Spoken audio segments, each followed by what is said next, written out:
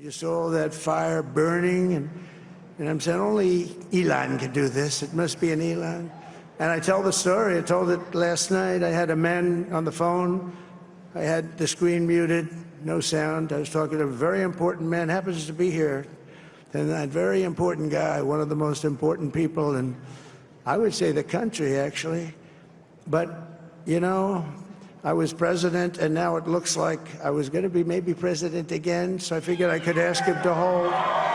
So I asked him to hold. And because, especially because you're going to be president again, they hold. So I took the phone down, and I'm looking at the screen. I'm seeing this crazy thing that's going around and coming down. It looks like it's going to crash into the gantry.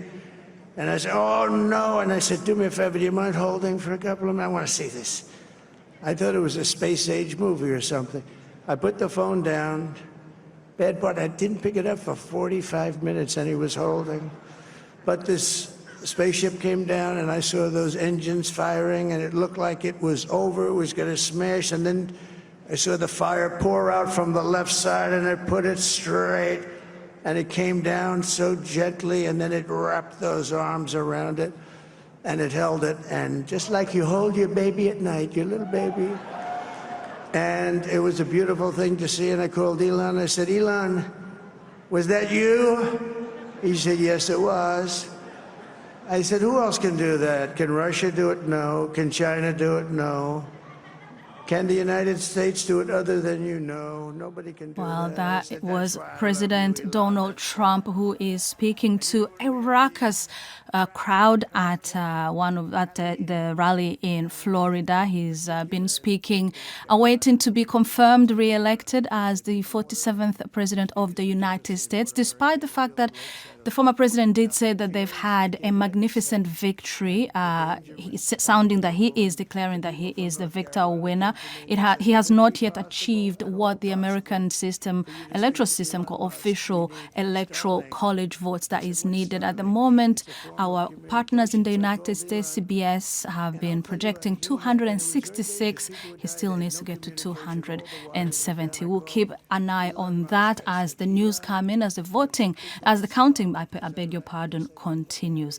Well, let's now join Sarah Callis. She's a reporter with NPR in one of the swing states that was called earlier for Mr. Trump, Georgia. Hello and welcome to the program. What's been the reaction to the news and the results that have been coming in, seemingly putting Mr. Trump on the way back to the White House? Absolutely. So I spent the evening at the Georgia Republican Party watch party, and the room was elated. They were so excited that he would be back to the White House, apparently. It's worth noting that in Georgia, we saw record high turnout. And so I think regardless of people's thoughts towards President Trump, that was absolutely a win. We saw about 73% of registered voters turn out to vote in this election. The Democratic Party has a strong hold, especially in Metro Atlanta, which is the biggest city in Georgia. And I think there was definitely some disappointment. A lot of folks thought they were going to see a historic result of this election, and they were disappointed when that didn't seem to be the case. And in terms of the demographics of the people who voted, how did it show in Georgia? So we saw a slightly higher rural turnout than in 2020. In Metro Atlanta, there tends to lean mostly Democratic, but we saw a large turnout overall around the state, and I think that boosted turnout, especially in those rural areas, helped former President Trump. He ran on a ticket that was very focused on economy, on immigration, especially because when you look at what American voters have been also saying, the cost of living has been very high. Grocery prices, people have mentioned, fuel prices as well. Were those some of the main concerns or issues for Georgians? Absolutely. When I was talking to voters at the polls or at events, many of them said that they felt like the cost of living had just become unmanageable for them. They cited high rent, high grocery prices, and high gas prices, especially. And they remembered that during Trump's presidency, they felt like some of those costs were lower and a little bit more manageable for them. You said that the bigger cities like Atlanta, which are metro and urban, tend to lean towards the Democrats. And we saw Kamala Harris, the current vice president, coming to Georgia many times over, including former President Barack Obama was there as well. Where did it go wrong for the Democrats in Georgia? Absolutely. I mean, I think we'll see a lot of introspection within the Democratic Party in the coming weeks, trying to figure out what went wrong there. I mean, I think a lot of people are sort of trying to figure out what exactly happened. I mean, we saw that she did not poll the amount of voters that President Joe Biden polled in Georgia in 2020. And so I think in the next few weeks, we'll see some answers about that. Many people who we've spoken to they kept saying that Donald Trump has quite a huge support, what one of our guests called immovable support. And it wasn't just the MAGA crowd or the Make America Great Again crowd. It seems that there were so many people who came to elect or re-elect, to give him the keys back to the White House this time around, despite the people saw so much joy and optimism in the Democratic camp with Kamala Harris and Tim Walz. But it also points to the divisions that people have spoken about in America. How does he heal? And he's also spoken about how he's looking forward to healing America. How does he go about it now? I think it'll be interesting to see how he handles that task. And that's something both candidates have spoken about. I see the strategy going forward for both of them is to try to unite voters around a cause. I mean, I think for former President Donald Trump, he's really focused on immigration policy, border security, and cost of living as well. We've seen him promote his no tax on tips policy that's gained a lot of support within his base. And so I think we'll see him try doing that more in the coming weeks.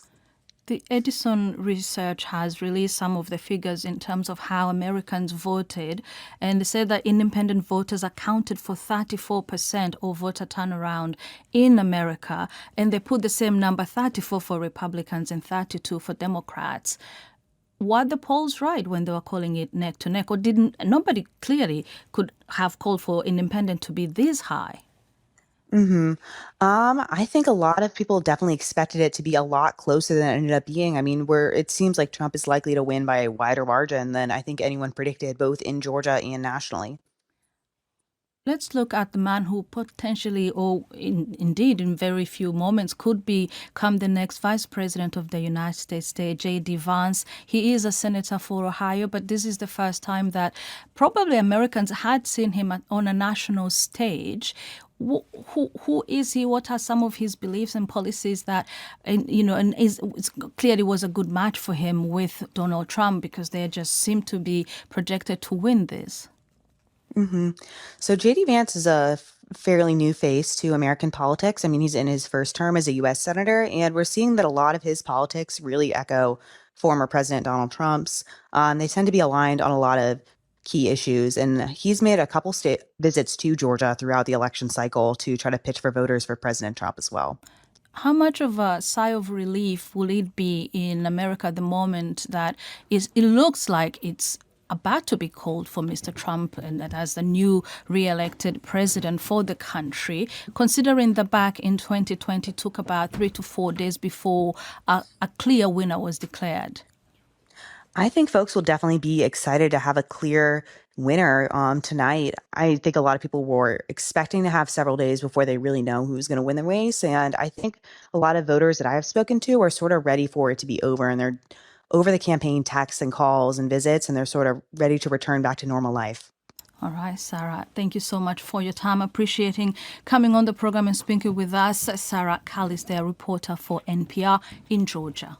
This is Newsday on the BBC World Service with Vic and James. Donald Trump believes he has won the election in the United States.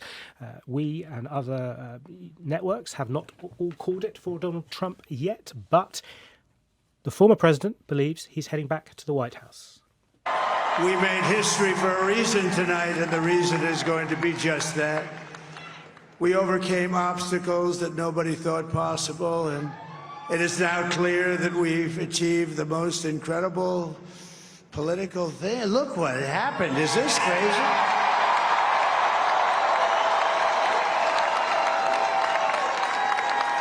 But it's a political victory that our country has never seen before, nothing like this. I want to thank the American people for the extraordinary honor of being elected your 47th president and your 45th president.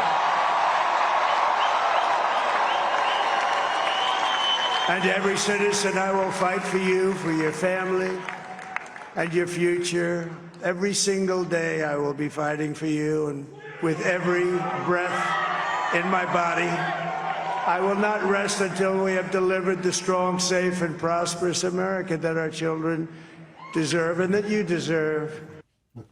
Donald Trump there speaking in Florida, claiming victory in these elections. Well, we can speak now in the studio to Peter Tribowitz, Professor of International Relations at the London School of Economics. Welcome to Newsday. So Donald Trump says he's won. Has he?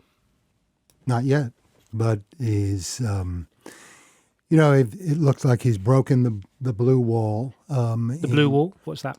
The blue wall refers to the industrial states of Pennsylvania, Michigan, and Wisconsin, which Democrats have typically or traditionally relied on to be able to win a majority of the Electoral College, that is, to win 270 Electoral College votes.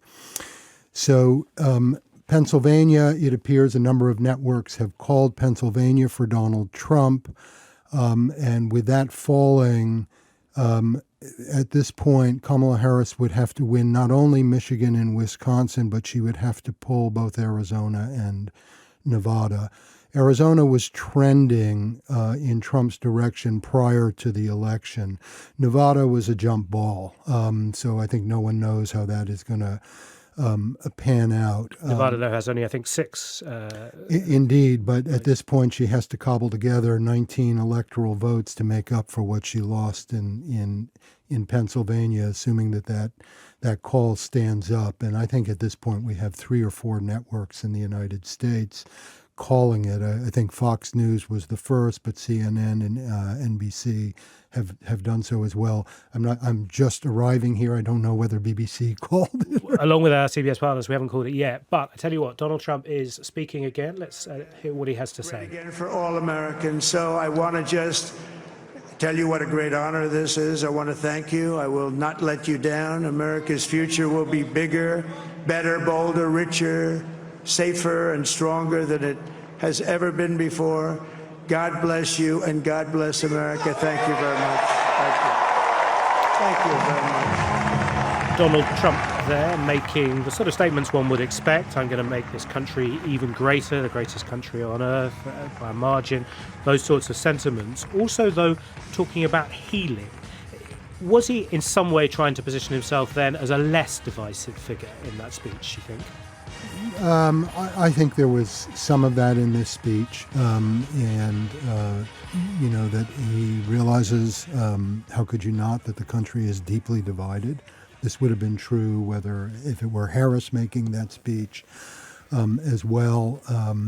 The country is more polarized than it has been. I mean, it has been polarized for some time, but it's deeply polarized at this point. And Trump himself is responsible for some of that. I think that's a fair statement, but you could say that Trump has poured gasoline on a fire, periodically. So I think that some of the speech was directed, in that direction. Some of it was to celebrate his supporters. There was a good section there, at least the portion I heard, of touting Elon Musk and his many virtues, and his support for the campaign. Joe Rogan as well, the podcaster in Austin, Texas, who is very popular among especially men, and who threw his support behind Donald Trump at the 11th hour, endorsing his campaign, and others. And so some of this it's early, but it's a victory celebration and a walk. And some of it also sounds a little bit like Donald Trump's greatest hits that you often hear kind of out on the stump. I mean.